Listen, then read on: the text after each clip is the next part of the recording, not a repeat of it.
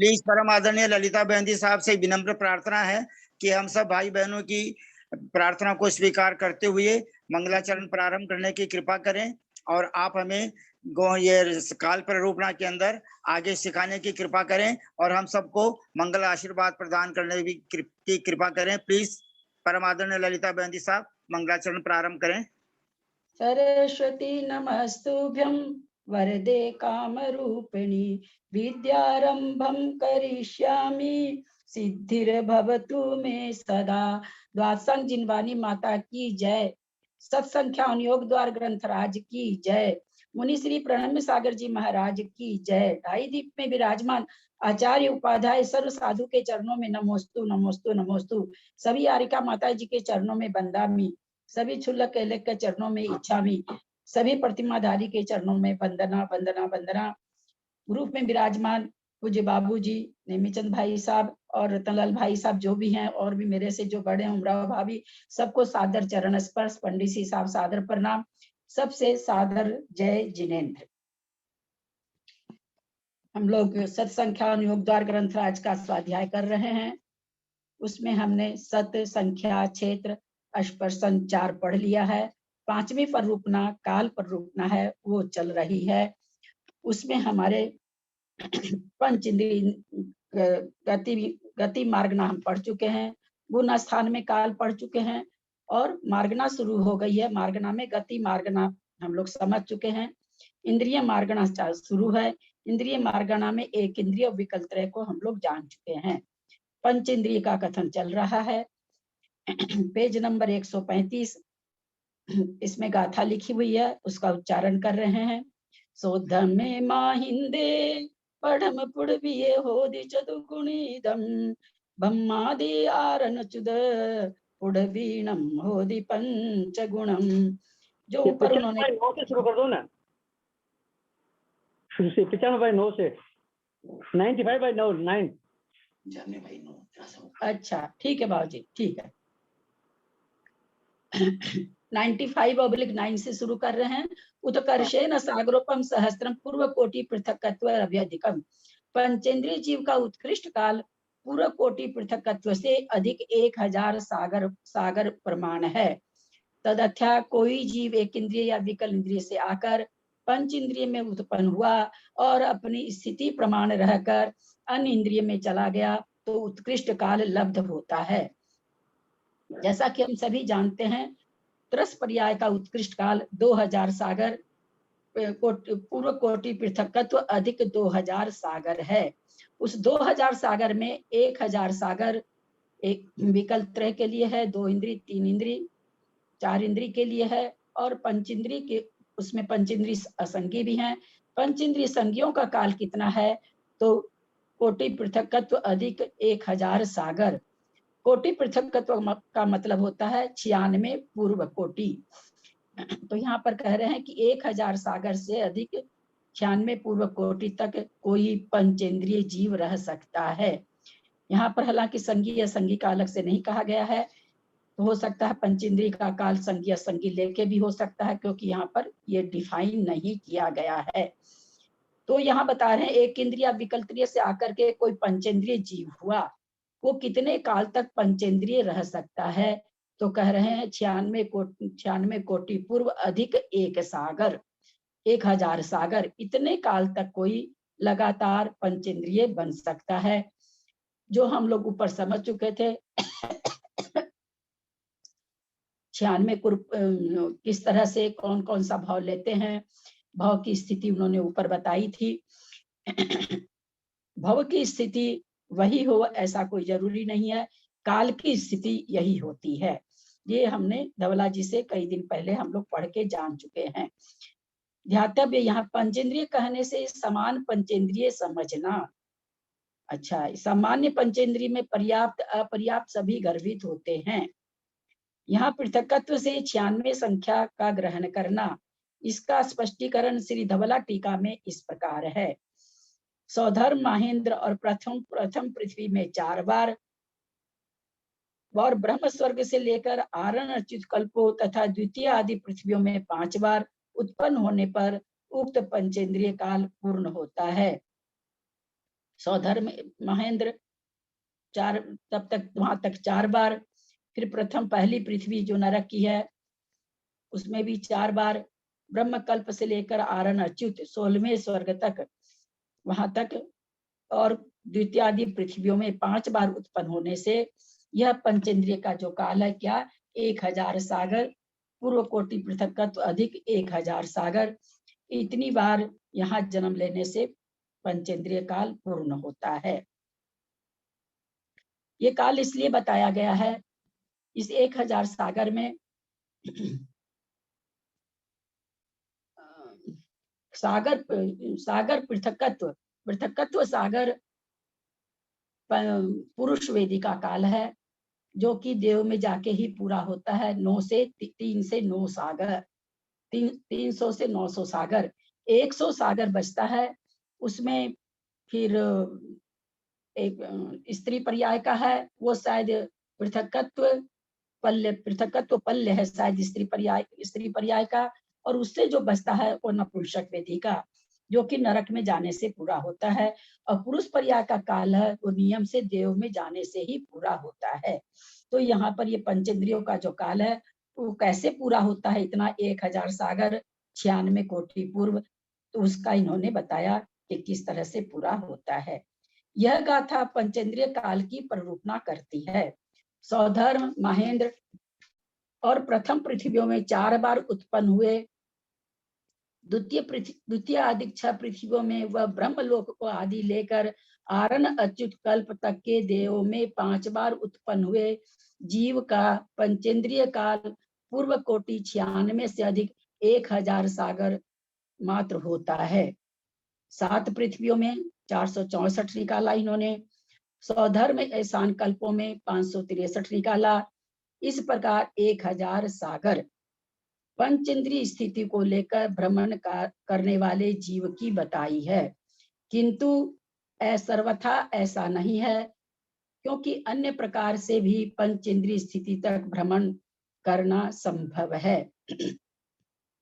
ये केवल बताने के लिए बताया गया है कि 1000 सागर ऐसे घट सकता है। जैसे छायोपसमिक सम्यक दर्शन का जब 66 सागर घटाते हैं तो बोल देते हैं कि 22 सागर वाले देव में, 20 में, 18 वाले में गया और उसका 66 सागर पूरा कराते हैं, लेकिन वैसा नहीं होता है। पहले दूसरे स्वर्ग में भी जा सकता है, तीसरे चौथे में कहीं भी जा सकता है। 66 सागर तक छायोपसमिक सम्यक दर्शन रह सकता है। वहां ये बताना जरूरी है, कैसे रह सकता है ये कोई नियम नहीं है। उसी तरह से यहाँ जो 1000 सागर पंचेंद्रियों में है, इन्होंने सौधर्म और नारकियों में घटाया है, जबकि मनुष्य और त्रियंच भी होते हैं, परंतु मनुष्य और त्रियंच की स्थिति बहुत थोड़ी होती है, वो इसी में गर्भित हो जाती है। तो इस तरह से इन्होंने एक डाटा बताया कि इस तरह से सौधर्म कल्प और नरक में जाकर के ये स्थिति पूरी होती है। कभी भी नरक से देव में नहीं जाता, देव से नरक में नहीं जाता, अतः बीच बीच में मनुष्य भी बनेगा, त्रियंच भी बनेगा, लेकिन वो आयु इतनी छोटी होती है, इस सागर में गर्भित हो जाती है। तो कहते हैं कि इस तरह से वो 1000 सागर पूरा करेगा। पंचेंद्रिय पर्याप्त का काल पंचेंद्रिय पर्याप्त का काल सागरोपम सत पृथकत्व प्रमाण होता है, जो काल इस प्रकार है। प्रथम पृथ्वी में 4 बार उत्पन्न होकर, शेष पृथ्वी में 5 बार उत्पन्न होकर, सौधर्म कल्प को आदि लेकर आरण अच्युत कल्प तक के देवों में 4 बार उत्पन्न हुआ। जीव के सागरोपम सत पृथकत्व पंचेंद्रिय पर्याप्त स्थिति पूर्ण होती है। 7 पृथ्वियों में 464 बार, सौधर्म आदि कल्पों में 436 बार, इस तरह 900 सागर इन्होंने 1000 सागर का 900 सागर का यहाँ पर बताया है। तो ये उत्पत्ति होने का कुछ भी विधा हो सकती है। इसमें 1000 सागर में पुरुष वेद के साथ कितना होगा, स्त्री वेद के साथ कितना होगा, नपुंसक वेद के साथ कितना होगा, ये तो बिल्कुल खाका है कि इतना होगा, लेकिन इसी में होगा। पुरुष वेदी खाली देव में इस देव में जाने से होगा, ऐसा कुछ भी नहीं है, किसी भी स्वर्ग के देव में जाके हो सकता है, किसी भी नरक में जाके हो सकता है। ये केवल यहाँ पर सागर को पूरा करने के लिए इस तरह की गिनती बताए हैं, यही यहाँ पर मुनिश्री कह रहे हैं। प्लीज यहाँ पर ऊपर जो है ना 563 प्लस 464 जो ये टोटल किया है इसका 1027 आता है, लेकिन यहाँ 1000 सागर लिखा है ऊपर से 5वीं लाइन पेज नंबर 1027 आता है। हाँ पंडित जी साहब जी हम भी ये 536 होगा पंडित जी, 536 63 की जगह 36 होगा ये। जोड़ने में अच्छा, 536 हो रहा, क्या जोड़ के देखिए। हाँ 536 8 8 16 के 6, हाँ जोड़ने में 536 हो रहा पंडित जी साहब, ठीक कह रहे हैं जयंती लाल भाई साहब। उल्टा हो गया, 36 का 63 हो गया। जोड़ 536 ही आ रहा है। हाँ उल्टी हो गई, 36 का 63 हो गया। ठीक कर ले आप लोग सबको ही अपने किताब में। जी 95/10 शेषा नाम सामान्योक्तः कालः, शेष जीवों का अर्थात साधन सम्यक दृष्टि से अयोग केवली गुण स्थाक के जीवों का काल ओग के समान है। हम लोग को सबको पता है नाना जीवों के अपेक्षा पल्ले के असंख्यात में भाग प्रमाण काल है साधन गुण स्थान का, और एक जीव की अपेक्षा एक समय से लेकर जघन्य एक समय उत्कृष्ट 6 अवली। उसी तरह से तीसरे गुण स्थान का अंतर्मूर्त जघन्य और उत्कृष्ट दोनों काल है, हम सब जान चुके हैं। चौथे गुण स्थान का भी काल हम लोग जान चुके हैं, जघन्य से अंतर्मूर्त और उत्कृष्ट से साधन सम्य गुण स्थान का काल कोई भी इसमें कितना बताया है, 3 पल्लों पर बताया गया है असंयत गुण स्थान का काल। तो इस तरह से कहते हैं क्योंकि पंचेंद्रिय होते हैं ये गुण स्थानों में, तो कह रहे हैं साधन गुण स्थान से लेकर के अयोगी गुण स्थान तक का काल जीवों का जैसा ओघ में मतलब गुण स्थान की प्ररूपणा जो बताई गई है उसके समान है। 96/1 काया अनुवादेन पृथिव्यप तेजो वायु कायिका नाना जीवापेक्षा सर्वकाल।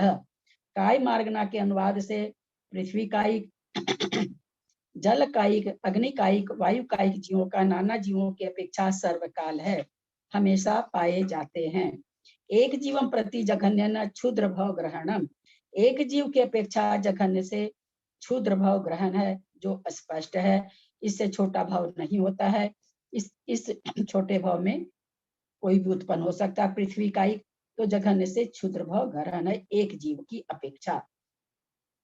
उत्कर्षेण संख्या लोकः, उत्कृष्ट से एक जीव की अपेक्षा काल असंख्यात लोक प्रमाण है, अर्थात पृथ्वी कायिक आदि जीवों में उत्पन्न होकर वहां सर्वोत्कृष्ट असंख्यात लोक प्रमाण काल तक रहकर अन्य कायिक में जन्म लिया तो उत्कृष्ट काल प्राप्त होता है।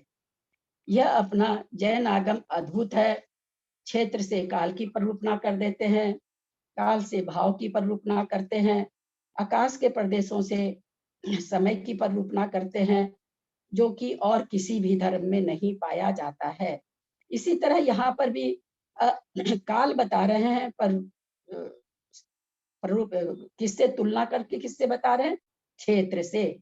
सर्वोत्कृष्ट असंख्यात लोक प्रमाण कैसे समझे, एक लोक में जितने प्रदेश हैं उतना समय, तो असंख्यात लोक में जितने प्रदेश हैं उतने समय काल तक रह सकता है।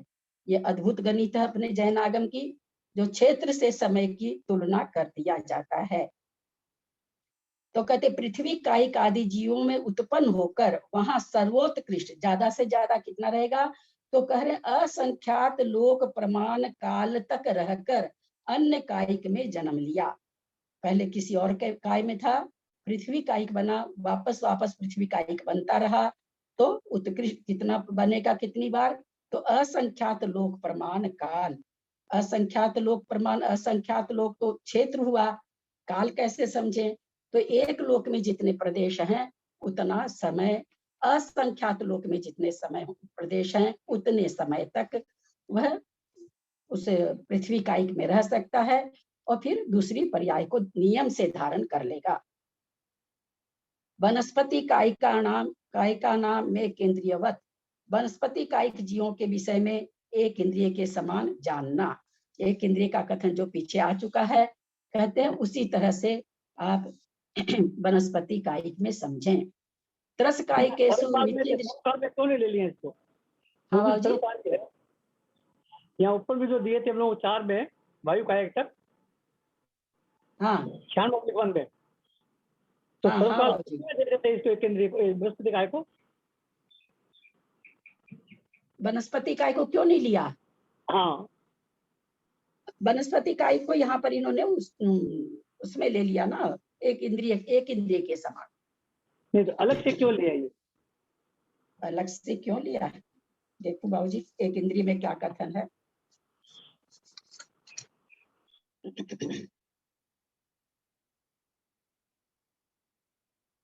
नाना जीवों के अपेक्षा एक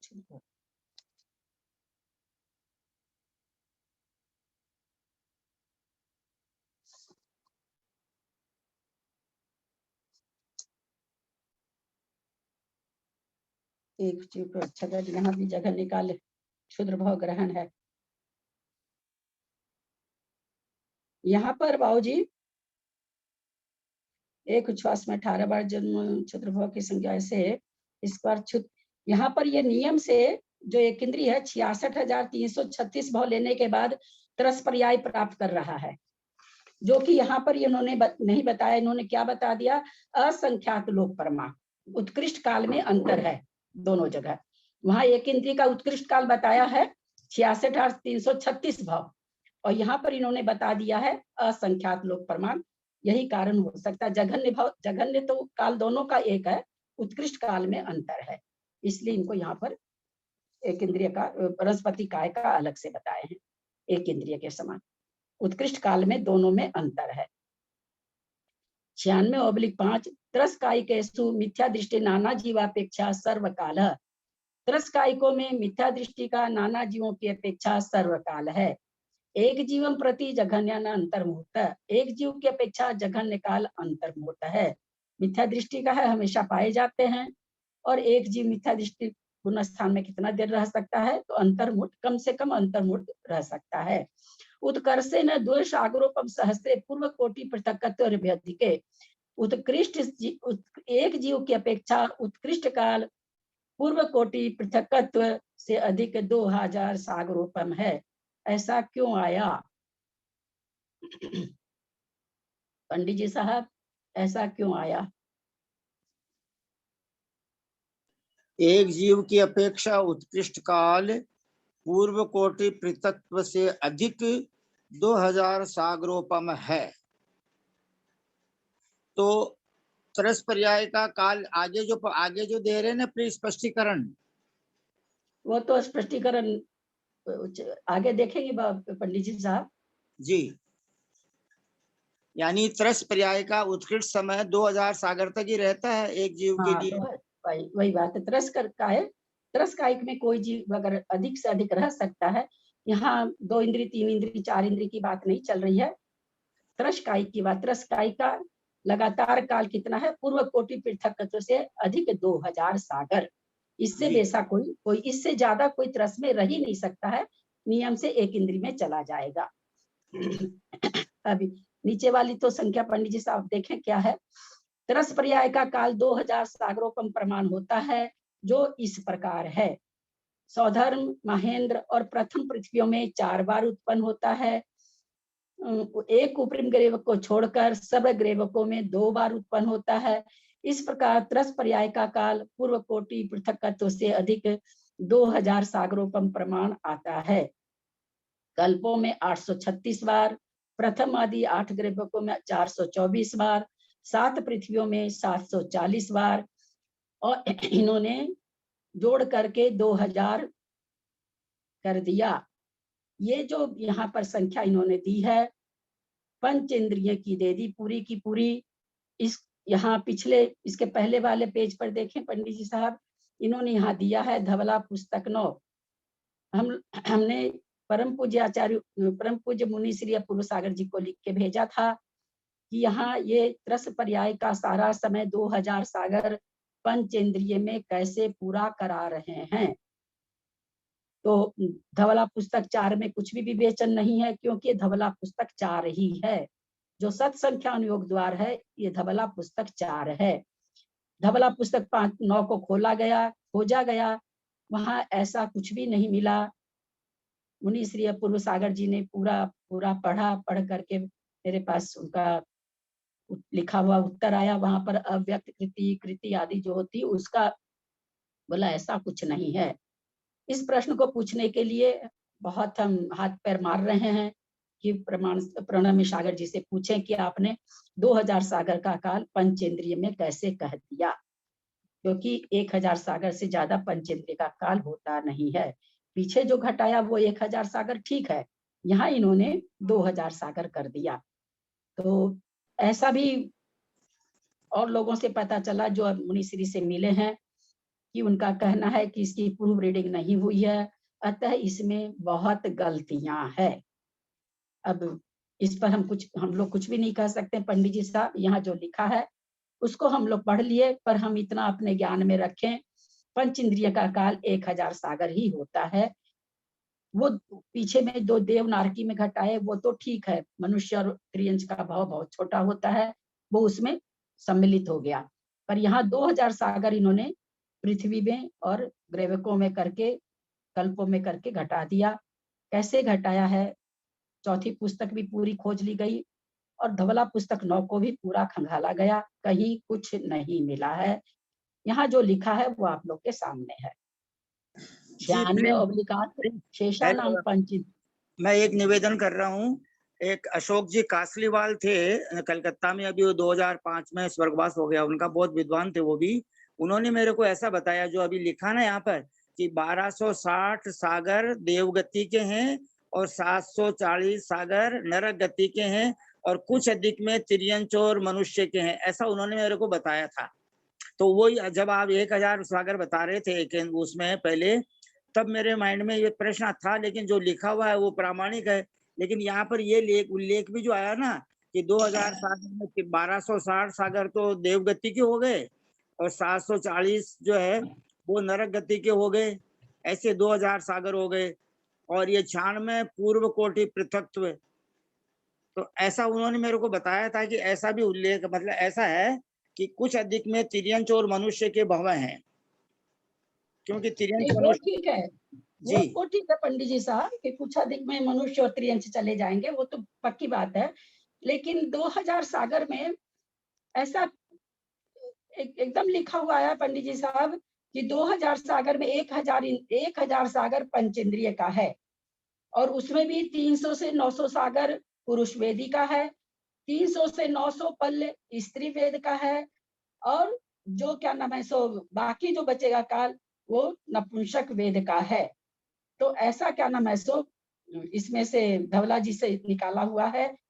अब आप जो कह रहे हैं कि वो भी बोल रहे थे और यहाँ भी लिखा हुआ आया है, तो या तो यहाँ पर मुनिश्री थोड़ा क्लियर कर देते कि भाई यहाँ लिखा है या इस विवक्षा से है।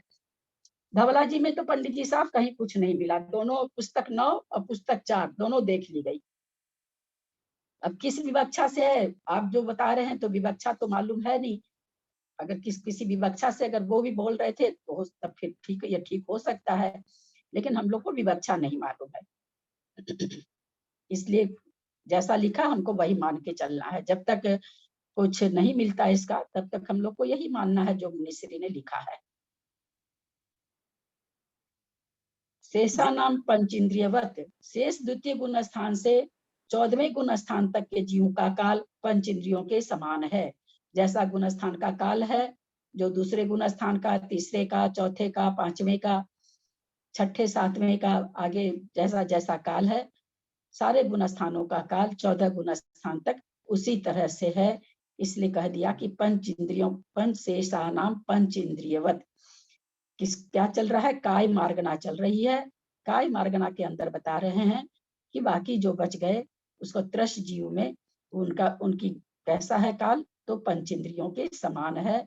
पंचेंद्रियों का काल जो ओग में बताया गया है उसके समान है।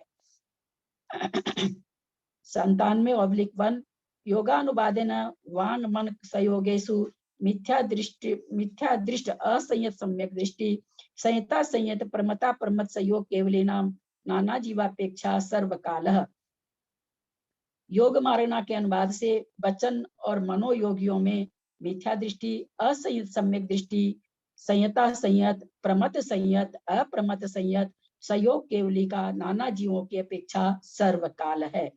नाना जीवों की अपेक्षा इस बाकी और जो मार्गना छोड़ दी गई है वो इसलिए छोड़ दी गई है कि उसमें सांतर मार्गना है, दूसरा गुणस्थान, तीसरा गुणस्थान सांतर मार्गना में आता है, इसलिए वो दोनों गुणस्थान यहाँ नहीं लिए गए हैं। जो स्पष्ट ही है, क्योंकि वचन और मन योगों में उपयुक्त गुणस्थान तक जीवों का कभी अभाव नहीं होता है। अयोग केवली को नहीं लिया गया है, क्योंकि वहां वचन और मनोयोग दोनों ही नहीं पाए जाते हैं। संयोग केवली को लिया गया है, क्योंकि संयोग केवली को जो दिव्य ध्वनि खिलती है, इसलिए वचन योग माना गया है। मनोयोग, यद्यपि वहां पर मनोयोग नहीं है, लेकिन द्रव्य मन की व्यवस्था वहां पर है, इसलिए मनोयोगी भी है, उनको असंगी नहीं कह सकते, इसलिए संयोग केवली है। अयोग केवली मन रहित हो जाते हैं। एक जीव अपेक्षा जघन्य का समय, एक जीव की अपेक्षा उपयुक्त जीवों का काल एक समय है। इस एक समय की परिरूपणा अब यहाँ पर जो बाबूजी हम लोग कह रहे थे, योग परिवर्तन से, काल परिवर्तन से, लेश्या परिवर्तन से, व्याघात से, इस तरह से 4 तरह से, क्योंकि ऊपर के गुणस्थान जो हैं अपूर्वकरण आदि, उसमें एक समय घटाना मुश्किल है, एक समय का वो गुणस्थान नियम से नहीं होता है। और भी बहुत से गुणस्थान जैसे प्रमत संयत, अप्रमत संयत, असंयत, मिथ्या दृष्टि, संयता संयत, ये कोई भी गुणस्थान एक समय वर्ती नहीं होते हैं। तो इनका काल अगर एक समय निकालना हो तो कहते हैं 4 तरह से निकाल सकते हैं। उदाहरण के लिए मिथ्या दृष्टि की परिरूपणा की जाती है योग, सबसे पहले योग परिवर्तन से।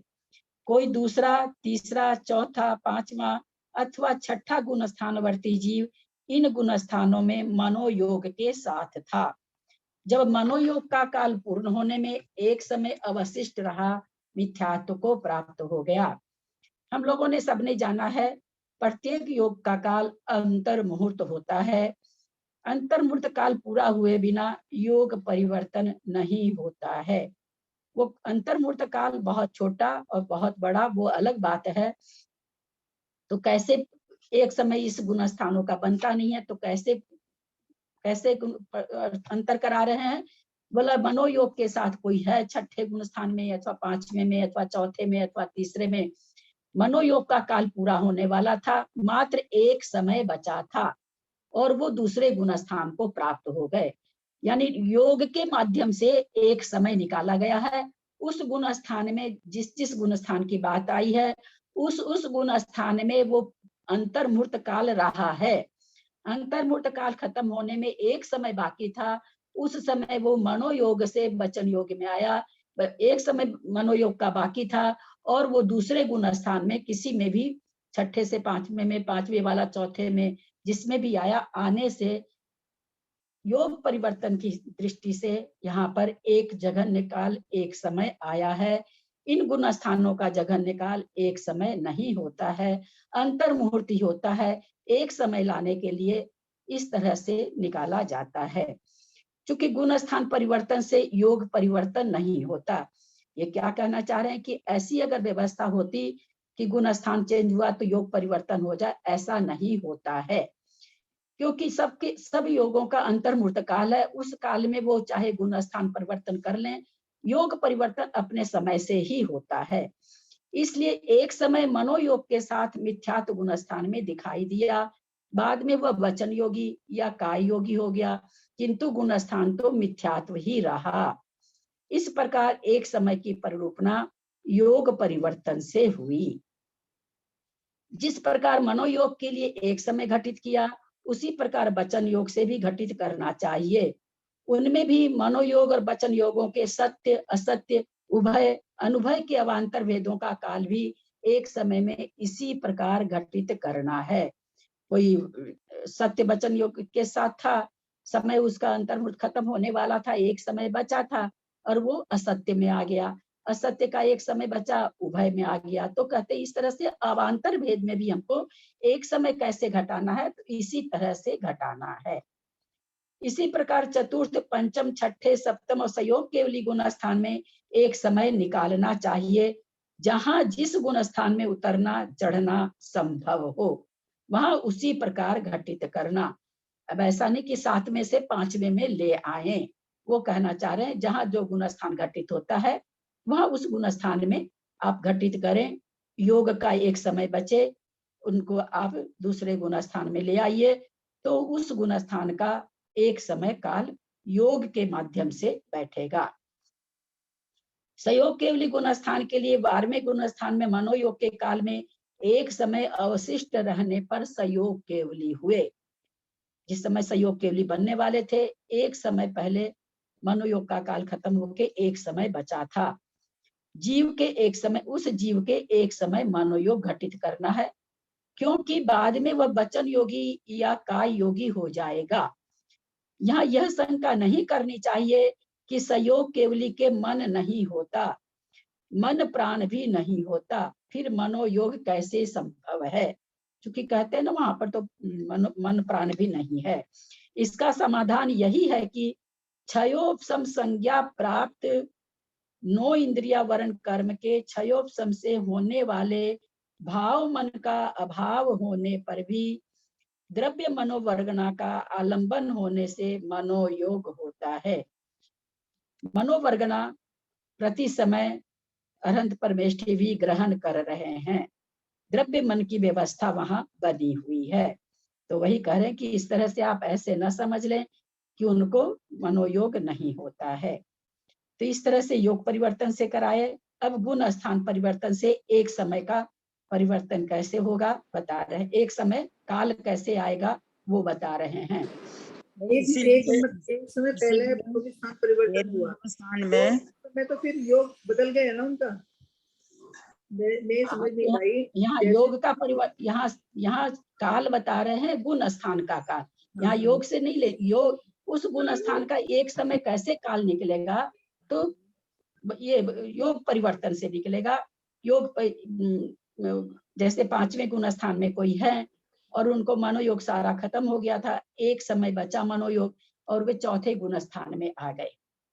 तो क्योंकि जब भी इसमें घटेगा, चूंकि इन गुण स्थानों का काल एक अंतर्मुहूर्त है, अतः इसमें एक समय घटाने के लिए 4 तरह से विवक्षा बताई गई है। पहला योग परिवर्तन से, अब गुण स्थान परिवर्तन से। वैसे प्लीज 13वें गुण स्थान में 7 योग जो बताए हैं, 2 मनोयोग, 2 वचन योग, 3 काय योग। तो सत्य मनोयोग और अनुभय मनोयोग, सत्य वचन योग और अनुभय वचन योग, और औदारिक मिश्र और कार्मण। तो वहां पर द्रव्य मन की अपेक्षा ही बताया गया है। सत्य मनोयोग और अनुभय मनोयोग, ये 2 मनोयोग 13वें गुण स्थान में पाए जाते हैं, ऐसा 24 थाना में पढ़ाते हैं। हाँ पंडित जी साहब, तो क्या कहना चाह रहे हैं आप? हम ये कहना चाह रहे हैं कि जो 13वें गुण स्थान में मनोयोग की जो चर्चा आई यहाँ पर, तो 24 थाना में भी यही चर्चा आती है कि 13वें गुण स्थान में 2 मनोयोग, 2 वचन योग, 3 काय योग, 7 योग होते हैं। 7 योग होते हैं। हाँ, मनोयोग और अनुभव मनोयोग, तो भाव मन तो नहीं है, लेकिन द्रव्य मन की अपेक्षा ही लिया गया है क्या? हाँ हाँ, द्रव्य भाव मन तो है ही नहीं पंडित जी साहब, मन से सोच के क्यों बोलेंगे? उनको तो सारी वस्तुएं बिल्कुल प्रत्यक्ष दिख रही हैं। मन का योग तो वहां होगा जहां अप्रत्यक्ष होगा, तो भाव मन की तो वहां जरूरत भी नहीं है। द्रव्य मन की अपेक्षा ही घटेगा। द्रव्य मन 4 तरह का बताया गया है, असत्य द्रव्य मनोयोग, सत्य द्रव्य मनोयोग, क्योंकि द्रव्य मनोयोग भी 4 तरह का है। गुण स्थान परिवर्तन से, मिथ्यात्व गुण स्थान में ही कोई जीव वचन योग से अथवा काय योग से विद्यमान है। इन योगों का काल पूर्ण हुआ, मनोयोग के साथ एक समय रहा कि दूसरे समय में वह गुण स्थान परिवर्तन करके सम्यक मिथ्यात्व को अथवा चतुर्थ गुण स्थान अथवा पंचम गुण स्थान अथवा सप्तम गुण स्थान को प्राप्त हुआ, तो मिथ्यात्व में एक समय काल लब्ध हुआ। जिस जिस योग के साथ था उस योग के साथ अभी एक ही समय हुआ था, जैसे वचन योग के साथ हुआ। वचन योग का एक ही समय अभी हुआ था कि वो मिथ्यात्व से दूसरे गुण स्थान में आ गया, तो वो और वहां मनोयोग के साथ पूरा समय बिताएगा। तो कहते इस तरह से मिथ्यात्व का एक समय आ गया, गुण स्थान परिवर्तन से एक समय निकाल रहे हैं। इसी प्रकार चतुर्थ एक दूसरे समय में वह गुण स्थान परिवर्तन करके सम्यक मिथ्यात्व को अथवा चतुर्थ गुण स्थान अथवा पंचम गुण स्थान अथवा सप्तम गुण स्थान को प्राप्त हुआ, तो मिथ्यात्व में एक समय काल प्राप्त हुआ। अरे नहीं, लब्ध समझते हैं लोग, तो प्राप्त हुआ बोल रहे हैं। इसी प्रकार चतुर्थ पंचम षष्ठ व सप्तम गुण स्थान का जानना चाहिए। संयोग केवली के गुण स्थान परिवर्तन संभव नहीं। यदि कहो कि अयोगी गुण स्थान से होता है तो ऐसा भी नहीं, क्योंकि अयोगी गुण स्थान में योग का अभाव है तथा योग निरोध पहले ही हो जाता है, जिससे भी संभव नहीं है। अब मरण से घटा रहे हैं एक समय। कोई वचन योगी या काय योगी, हम कौन सी मार्गना पढ़ रहे हैं? योग मार्गना पढ़ रहे हैं। योग का समय, योग का काल, गुण योग में गुण स्थान घटा रहे हैं। उन योगों में एक एक समय उस गुण स्थान में कैसे होता है वो बता रहे हैं। अब कह रहे मरण से योग का एक समय कैसे घटेगा। कोई वचन योगी या काय योगी मिथ्या दृष्टि था, उक्त योग का काल समाप्त हुआ तो मनोयोग आ गया। मनोयोग में एक समय ही रह पाया था कि दूसरे समय में मरण हो गया, तो मिथ्यात्व का एक समय काल लब्ध हुआ। यानी यहाँ ये कहना चाह रहे हैं कि मरण होने से योग नहीं बदला है, मरण हो गया, मरण के बाद उसके पास मनोयोग नहीं रहेगा। जिस समय तक मरण हो रहा है उस समय तक वो मनोयोगी है। तो कह रहे मनोयोग में आया, और अभी एक ही समय हुआ था मनोयोग में आए कि उसका मरण हो गया। तो इस तरह से मिथ्यात्व गुण स्थान में एक समय आ गया मनोयोग का। तो मरण हो गया तो मिथ्यात्व का एक समय काल प्राप्त हुआ, क्योंकि अगली पर्याय में उसके कार्मन का योग होगा या मिश्र का होगा। इसी प्रकार चतुर्थ पंचम षष्ठ व सप्तम गुण स्थान में एक समय की परिरूपणा कर लेनी चाहिए। मरते ही योग कौन सा हो जाएगा? कार्मन का योग हो जाएगा या मिश्र हो जाएगा। मनोयोग रहेगा नहीं, वचन योग रहेगा नहीं। तो मरण की अपेक्षा उस योग में आया था, एक समय ही हुआ था उस योग में आए और मरण को प्राप्त हो गया। तो इस तरह से वचन योग का, मरण योग का गुण स्थानों में एक समय मरण की अपेक्षा प्राप्त होता है। चौथा है व्याघात से। कोई वचन या काय योग के साथ मिथ्या दृष्टि जीव रह रहा था, उक्त योगों का काल समाप्त हुआ, मनोयोग में आ गया। एक समय मनोयोग में रहा कि दूसरे समय में व्याघात हो जाने से काय योगी हो गया। क्योंकि मनोयोग का काल निकाल रहे एक समय, अभी मनोयोग में आके वो एक ही समय रहा था, उक्त योगों का मनोयोग में आ गया, एक समय मनोयोग में रहा कि दूसरे समय में व्याघात हो जाने से काय योगी हो गया। मनोयोग में चिंतन चल रहा था, किसी भी कारण से व्याघात हुआ। व्याघात होना मतलब उस योग का भंग हो जाना, डिस्टर्ब हो जाना। किसी भी कारण से डिस्टर्ब हुआ, मनोयोग से हट करके वो काय योग में आ गया। तो इस तरह से एक समय मनोयोग का निकला व्याघात से। इसी प्रकार मनोयोग का काल एक समय लब्ध हुआ। इसी प्रकार चौथे, पांचवें, छठे गुण स्थान में जानना। विशेष यह है कि अप्रमत्त संयतों में योग का व्याघात नहीं होता, अतः उनमें व्याघात की अपेक्षा एक समय नहीं घटेगा। अप्रमत्त संयतों में कहते हैं योग का व्याघात नहीं होता, इसलिए उसमें एक समय उस गुण स्थान में नहीं घटेगा। हो गया क्या? उत्कर्षेण अंतर मुहूर्त, एक जीव की अपेक्षा उपर्युक्त गुण स्थानवर्ती जीवों का मन और वचन योगों में उत्कृष्ट काल अंतर मुहूर्त है। वचन योग और मन योग का काल बता रहे हैं, योग परिरूपणा चल रही है। तो उपर्युक्त गुण स्थानवर्ती जीवों का, ऊपर में जो गुण स्थान आए हैं उसमें उत्कृष्ट काल अंतर मुहूर्त है। मिथ्यात्वी असंयत सम्यक दृष्टि संयमा संयमी प्रमथ संयत में उत्कृष्ट काल की परिरूपणा कर लेनी चाहिए। संयोग केवली की परिरूपणा मात्र योग परिवर्तन से ही करनी चाहिए। इस तरह से यहाँ पर हमने मन और वचन और मन की परिरूपणा को योग परिरूपणा में पढ़े हैं। वचन योगी और मनोयोगी को पढ़े हैं, अभी काय योगी बाकी हैं।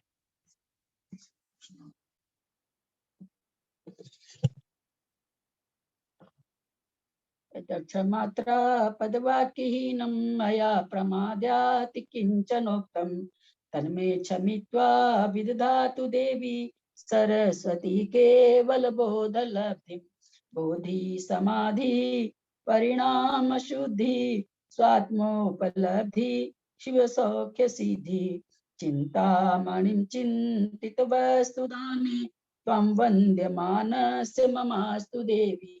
जा वाणी के ज्ञान ते सुझे लोकालोक सो वाणी मस्तक चढ़ो सदा देत हूँ ठो। हे जिन वाणी भारती तो ही जपू दिन रैन जो तेरा शरणा गए सो पावे सुख चैन। देव भजू अरहंत को गुरु से हो निर्ग्रंथ दया धर्म पालू सदा यही मोक्ष का पंथ। संग जिनवानी माता की जय। 9 बार नमोकार।